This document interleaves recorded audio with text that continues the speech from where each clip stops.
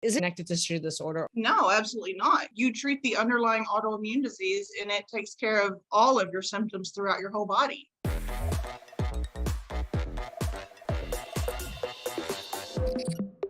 Hey, everybody. Today we have an interview with Amy, who is an RN who's been suffering with decades of symptoms dealing with mixed connective tissue disorder, lupus, Sjogren's, hypothyroidism, IBS, and POTS.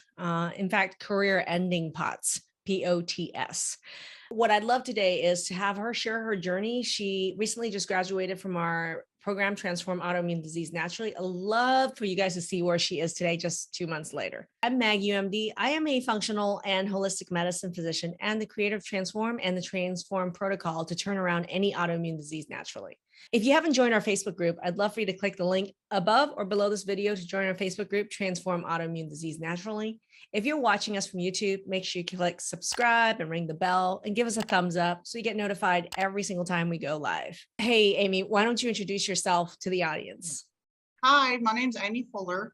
I am a registered nurse, been married to my husband, Brad, for 23 years. Wow. We have 2 sons. They're 22 and 20. Life's just great right now, especially now that I'm feeling better and better. I love it. I have diagnoses of POTS, Sjogren's, mixed connective tissue disease, hypothyroidism, lots of mystery symptoms that are improving daily. And PCOS in the past. Yes, PCOS. Yeah. Okay. So a lot of diagnosis. What people don't realize, Amy, and you realize now, is that people don't just have one autoimmune disease. Once you have one autoimmune disease, whether it's Sjogren's, lupus, or mixed connective tissue disorder, your body's already mistaking one part of your body as a germ, and it's likely attacking many other parts. And so I think that's the biggest. I mean, you work in healthcare. Can you tell people what kind of work you've done in healthcare? Yeah, for the past 5 years, I worked as a director of nursing for a home health company here in Oklahoma. I did have to resign recently due to my health. As I was starting your program, realized that the stress from my job was making me very, very sick.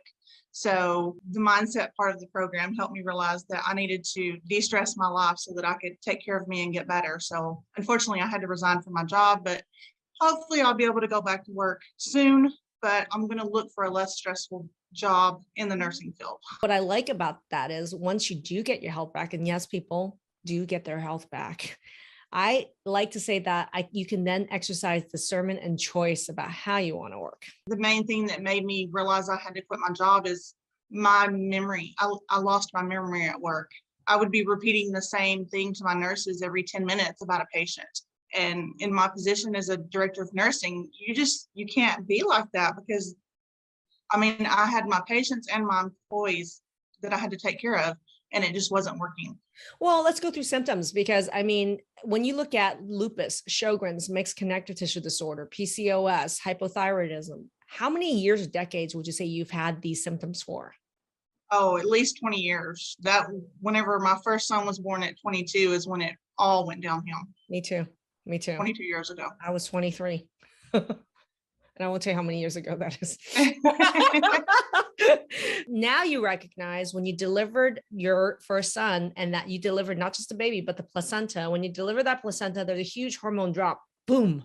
That triggers the onset of autoimmune disease for tons of women. And for me as well. I developed postpartum depression and Hashimoto's at that time. Nobody even tested my thyroid. Nobody even knew anything had to do with autoimmune disease at that point. So you felt like that was like a time marker. Like I delivered my son and boom, my health started to go down. Absolutely. Okay. Prior to joining this program, like let's say 3 months ago, give me your top several symptoms as a result of all these autoimmune issues. Brain fog for sure. I couldn't function. Pain, muscle pain from the mixed connective tissue disease. Right. Oh, stomach issues, diarrhea and constipation continuously. Just like one of the other. Yeah. Yeah. Bloating. All that, nausea, vomiting. And lady, a lot of people look at like lupus, Sjogren's, mixed connective, POTS, hypothyroidism, or PCOS, and they're like, that gut problem ain't related to your autoimmunity. I'm sure you've had doctors tell you that. Oh yeah. What do you think about that now with the IBS? Oh, 100% autoimmune, because it's hell yes. 100%. We'll talk more about that. So number 1, brain fog. Number 2, pain. Number 3, diarrhea, constipation alternating, which is IBS. How did the POTS impact upon you? Before I started the program, whenever I stood up, every single time I stood up, I would go into a POTS episode. Which means your heart rate grows super fast. You could get faint, dizzy. Yes, and then I couldn't even carry on a conversation. My words would just leave me. I figured out finally that I could sit down and put my feet up in the air in my office and my mind would come back to me.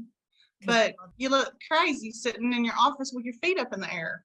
Or lazy, either crazy or lazy. Right. And my job, I would have to get up and go to patients' homes, go into their homes still and see them, even though I was director of nursing. And by the time I would walk from my car to their house, I was in a full-blown POTS episode, and then I had to treat them. So it was scary.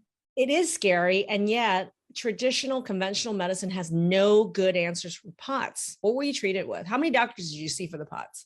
I couldn't even get a complete diagnosis of the POTS symptoms. Every time I would go to a doctor, they'd be like, well, that's really not my area. You need to go to this other doctor. And then I would get, like, for the mixed connective tissue disease, the dermatologist told me, she said, well, I could diagnose you with it, but what good would that do? So basically, she's like, there's no treatment. So a lot. I want to know from the audience who's watching, how people with low thyroid knows that 90% of you are walking around with an autoimmune hypothyroid, but yet your doctor won't test you for it or told you it doesn't make a difference, because who cares if it's different? We don't treat it differently, but it's not true. So let's talk about that, because she's saying there's no treatment. Is it true that there is no treatment for mixed connective tissue disorder or a bunch of your autoimmune symptoms? No, absolutely not. You treat the underlying autoimmune disease and it takes care of all of your symptoms throughout your whole body. I mean, that's why to me, the 5 pillars and the 5 pillars protocol of Transform is really big. It's like, I'm teaching you, Amy, like, what is the root cause? And when you know what the root cause is, you stop that cause. Can every target of the autoimmune attack improve? Yeah. And are they not all linked? 100%. 100%, right? So let's go into some of these symptoms. As far as brain fog, what level is 0 to 10? 10 was the worst. Well, you said the brain fog was so bad, you couldn't function at your work, you were being repetitive. So 10 being the worst, 0 being no problem. What number was your brain fog? At least a 9. Okay. What about the pain? Pain ran around a 7 continuously. What about the IBS, irritable bowel syndrome? Oh, that was a 10. Yeah. So you were planning your life around bathrooms and you're supposed to be driving to clients' homes.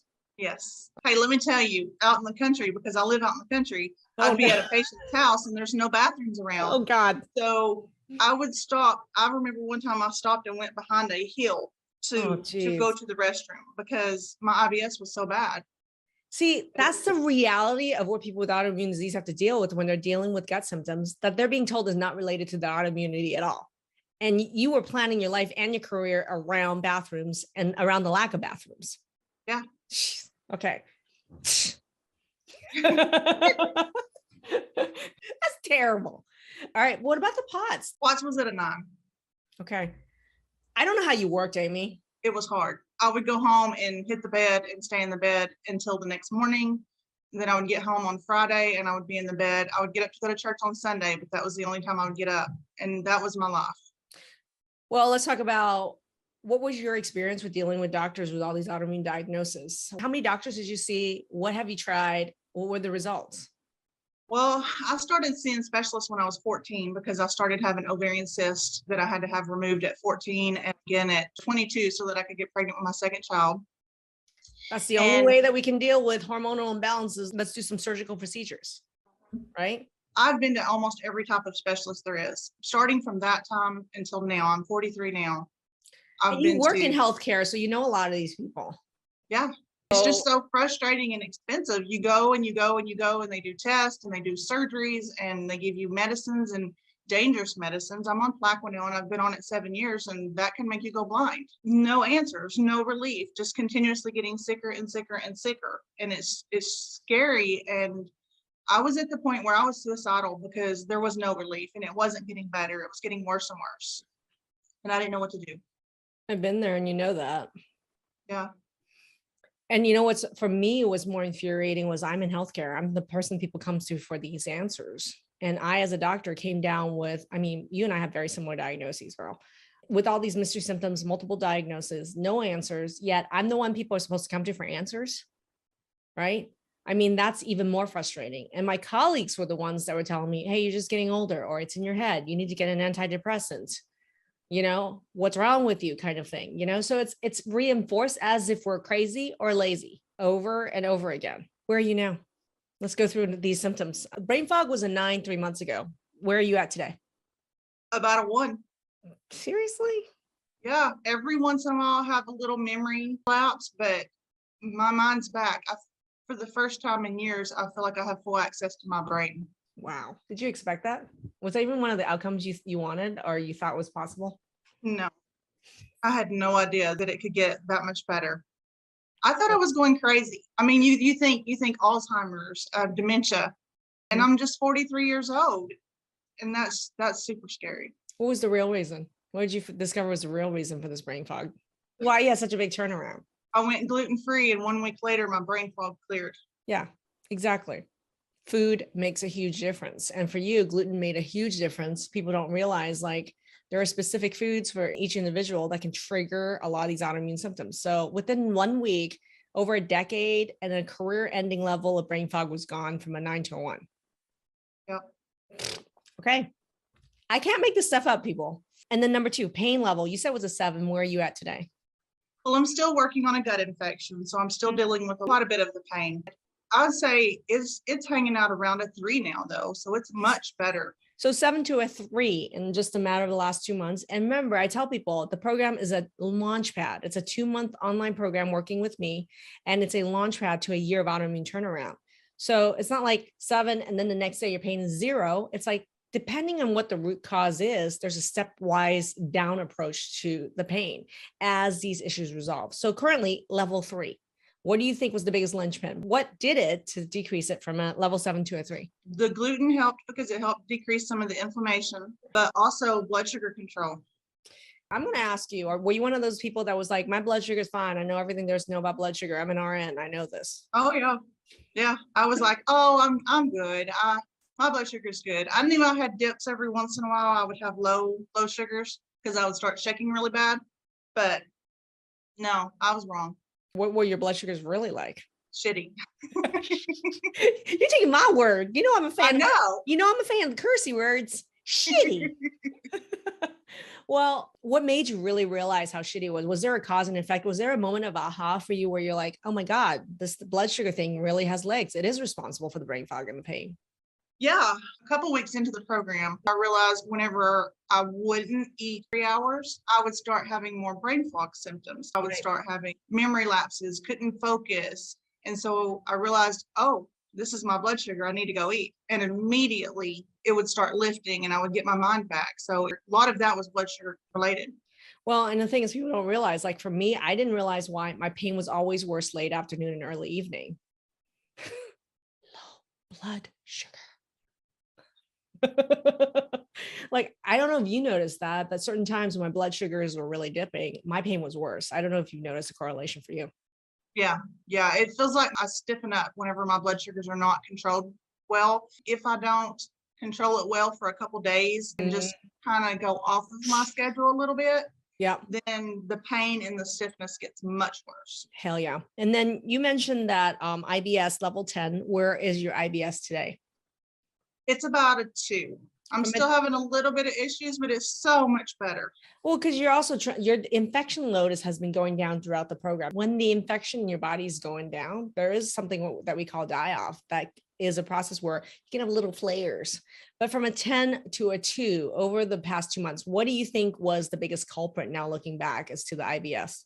Oh, it's definitely gut related. I'm pretty sure I have a huge imbalance of my good bacteria and my bad bacteria. Yeah, bacterial dysbiosis. And you know what? One of the most underlying causes of bacteria imbalance between the good and bad, number 1, poor digestion, right? What have you learned about your digestion in the last 2 months? I wasn't making enough stomach acid. It's shitty. Yeah. So since I've been replacing my stomach acid and taking the digestive with the digestive enzymes, it's made a huge difference in my life. Yeah. And I really encourage everybody when they start the program to start digested as they're learning the program, because there's so many layers of education underneath it. But the first actionable thing is, well, yeah, get the water hydration 10-day water challenge in. And that helps digestion, by the way. And then the other thing is start your digested. 1 with small meals, 2 with big meals. What did you notice right away when you started the digested? my poop started getting normal. That was the first thing I noticed. That's really technical. That's Amy, the RN saying my poop started getting normal. Oh yeah, that sounds real medical sounding, don't it? I know. I had got to where it was constant diarrhea the past year. Throughout my whole life, it was a mix of constipation, diarrhea, but the past year it had been diarrhea. Right.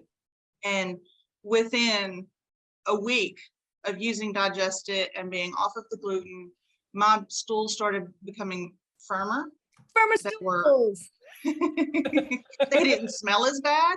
Didn't smell as bad. I wasn't passing gas. Not passing gas. And the stomach pain was greatly decreased. Greatly decreased stomach pain. And this is just from learning about how shitty digestion is for people with autoimmune disease and starting Digest It. So what about food mapping for you? Was that a big game changer or was it not a big game changer? Because people come in will assume like, oh my God, it's all in the food mapping or it's all in the hormones, it's all in the labs. And everybody discovers that they have personalized results and everybody has different root causes to different degrees. How was food mapping for you? It was negative, 100% negative. Right. So my question for you is, knowing that it was none of those other foods, how crucial was that to your turnaround? Well, I just assumed it was going to be a lot. I figured I would have a lot because most people in the program at least have one or two.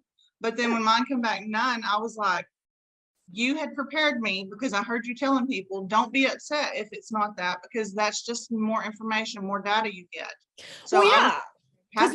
You know what I've said what it's not is just as important as what it is, because when you find something what it's not, it brings you closer and closer to the truth. Because how great is it that Amy didn't have to pull any other foods except the gluten, and the real culprit is not eliminating more and more foods. It's not the food, it's her blood sugar and her digestion. Who would have guessed that with IBS? Dr. Maggie knows. Because so many people, that's actually what happens. So I think it's really important to understand that negative and positive results, I treat the same way. They're both opportunities and they both bring you closer and closer to the truth. All right. So POTS symptoms was a 9. Where are you at now? I'd say a 2 because I'm having 2 or 3 episodes a week now. Versus? Daily, probably 30 a day. Whoa. It was literally every time I stood. 30 episodes a day for years. And in the last 2 months, she's down to 2 to 3 episodes a week. Yeah. That's huge. And POTS is a problem that people in the conventional medical community says has no treatment. There's nothing they can do. What do you think of that statement? There is something you can do. You know what I think? Utter BS. You know why doctors will say sometimes there's nothing they can do about it? There's no script they can write to send you out on your way. There you go. Out of my way. If there's no script to do that, they're going to be like, you don't have that problem. You're crazy or lazy, or there's no cure for that. There's nothing you can do about it. And none of it is true. You're not crazy. You're not lazy. And there absolutely is a ton you can do about it, but it's not a script they can write and send you on your way. Does that make sense? Yeah. Okay. So let's talk about it. When you first learned about this program, how long did it take you to decide that this was something that you wanted to learn more about and you were serious about it? So I discovered your program through Facebook.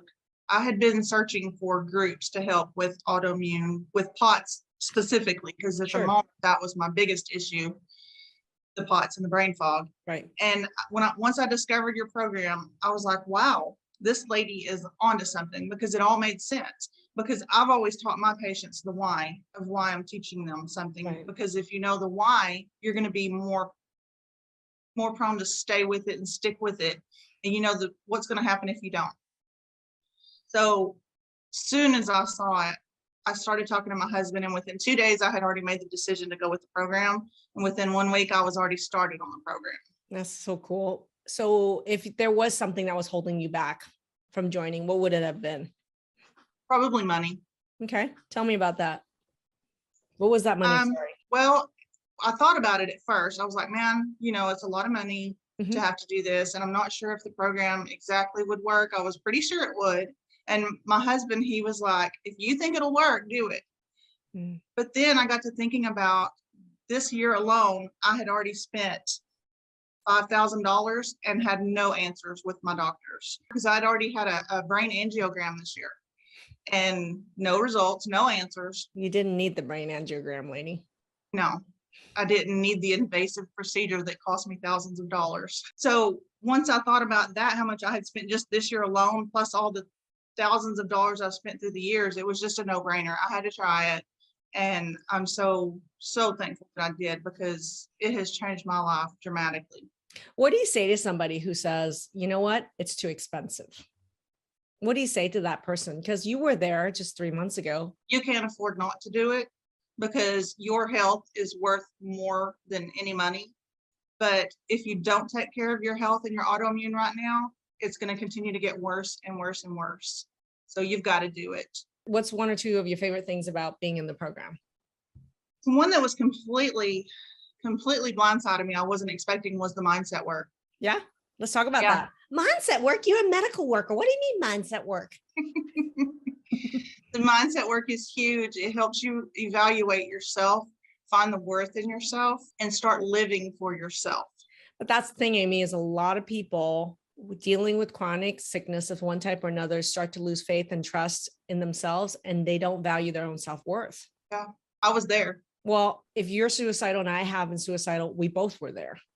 And if you and I went there, I'm sure many people in the audience went there, right? So tell me one piece of mindset work that was for you, like a surprise or aha or something that you like even implement on a daily basis. What was one mindset work that you thought was like, whoa, that was really surprisingly crucial? Boundary setting. So I was a person who wanted to please everybody. I never could say no to anybody about anything. I would work myself to death just so I could help everybody or make somebody's life a little bit easier. And I realized I had to set some boundaries because that's not logical to do that. You can't do everything for everybody all the time. So I started setting my boundaries and taking care of me. I find that when people are boundaryless and they're pleasers, what they do is they actually end up doing a lot and they end up building a lot of resentment in themselves. And resentment really just harms you because living in the energy of just resentment, whether it's not directed towards other people or yourself, feeds autoimmune disease and sickness. And they don't realize that.